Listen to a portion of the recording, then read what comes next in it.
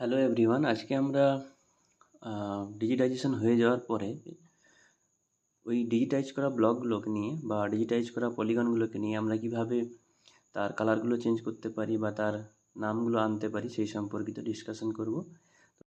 এখানে আমরা দেখতে পাচ্ছি যে আমি এখানে আরও কয়েকটা ম্যাপকে ডিজিটাইজ করে নিয়েছি। এই অবস্থায় আমরা চাইছি যে প্রত্যেকটা ব্লকের আলাদা আলাদা কালার বা প্রত্যেকটা যেন নাম শো করে।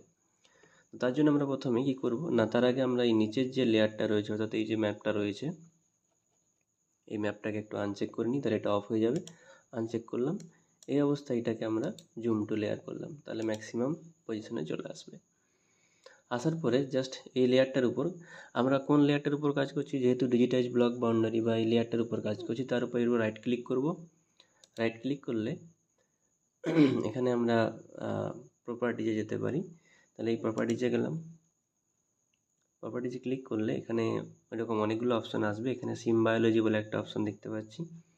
এই সিম্বায়োলজিতে আমরা যেতে পারি কালারগুলো চেঞ্জ করার জন্য। তাহলে সিম্বায়োলজিতে গেলাম।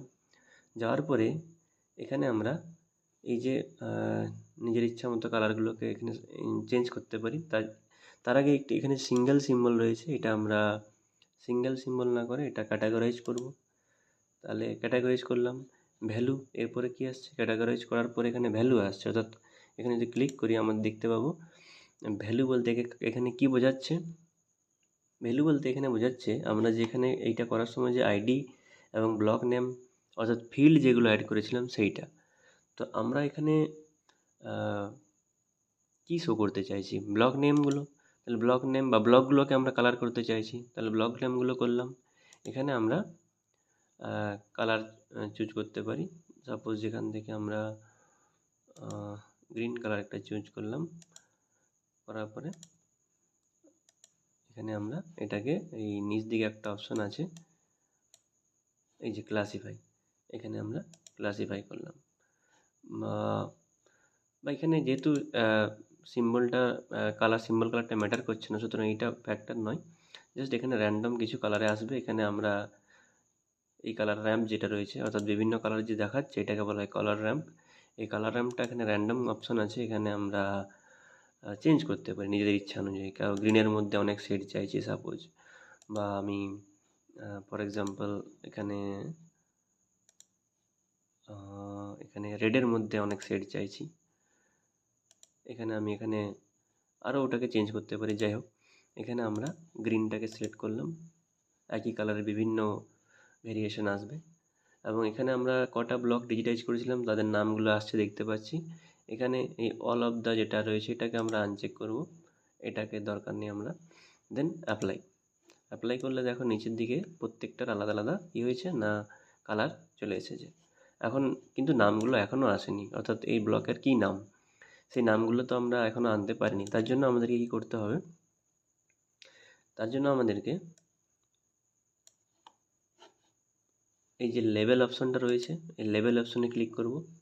এই লেভেলসে দেখতে পাচ্ছি এখানে এবিসি লেখা আছে। লেভেলসে ক্লিক করার পরে এই যে এখানে নো লেভেল লেখা আছে এটাকে এখান থেকে নো লেভেল না করে আমরা এটাকে কী করতে পারি, সিঙ্গেল লেভেল করে দিলাম। সিঙ্গেল লেভেল করলাম এবং ভ্যালু কী হবে, ভ্যালু বলতে আমরা কার নাম দেখাতে চাইছি, ব্লকের নামগুলো দেখাতে চাইছি। তাহলে ব্লক নেম সিলেক্ট করব। ওকে ওকে এবার এখানে আমরা টেক্সটের ফরম্যাট কি কালারে করতে পারি সেগুলো এখানে সব হবে। ইউনিটটাকে একটু ছোটো করলাম আমি এইভাবে। সাপোজ এখানে আমরা এই টেক্সটে এইটাকে আমরা ফন্টের স্টাইলটাকে জেনারেলি আমরা যেটা করি অফিসিয়াল টাইমস নিউ রোমান, এই টাইমস নিউ রোমানে এখানে সিলেক্ট করলাম। ওকে, স্টাইল এটা বোল্ড করতে পারি, ইটালিক করতে পারি, যেমন আমরা সাপোজ ইটালিক করলাম। ওকে, বা এটাকে বোল্ড করলাম। নেক্সট এখানে সাইজটাকে আমরা এখানে সাইজ 10 আছে, 10 পয়েন্ট আছে, এটাকে আমরা বাড়াতেও পারি কমাতেও পারি নিজেদের পছন্দ মতো। তার আগে দেখে নিই যেটা বাই ডিফল্ট যেটা রয়েছে সেই অনুযায়ী কেমন আসবে। দেন এটাকে আমরা এখানে অ্যাপ্লাই করলাম।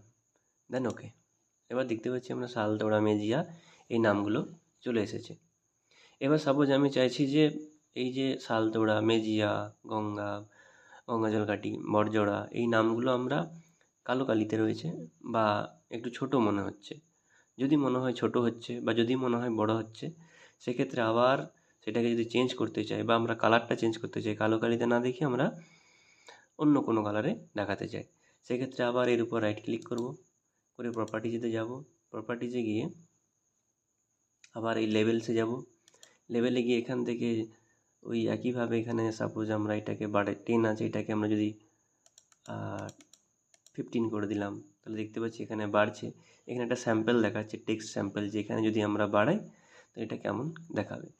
এখানে কালারটাকে আমরা চাইছি মেরুন বা আর একটু ডিপ মেরুন এরম টাইপের, দেন ওকে, তাহলে অ্যাপ্লাই করলাম। তাহলে দেখতে পাচ্ছি নিচে ওটা বড় বড় করে এসছে বা এখন বেশি বড় হয়ে গেছে। এইভাবে আমাদের নিজেদের মানে পছন্দ মতো অ্যাডজাস্ট করে নিতে পারি। ওকে, দেন অ্যাপ্লাই, ওকে। এই হয়ে গেলো ডিজিটাইজেশন করা, এবং ডিজিটাইজেশন হওয়ার পরে সেই কালার গ্রেডিং করা, প্রত্যেকটা ব্লককে আমরা আলাদাভাবে কীভাবে দেখাতে পারি সেই সম্পর্কিত ডিসকাশন।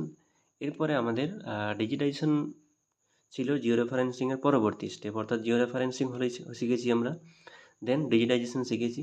এরপরে আমাদেরকে ডেটা অ্যাটাচমেন্ট শিখতে হবে, এবং ডেটা অ্যাটাচমেন্ট করে কীভাবে এরপর আমাদের থিমেটিক ম্যাপিং করতে হয় সেইটা আমরা পরের ভিডিওতে ডিসকাস করব।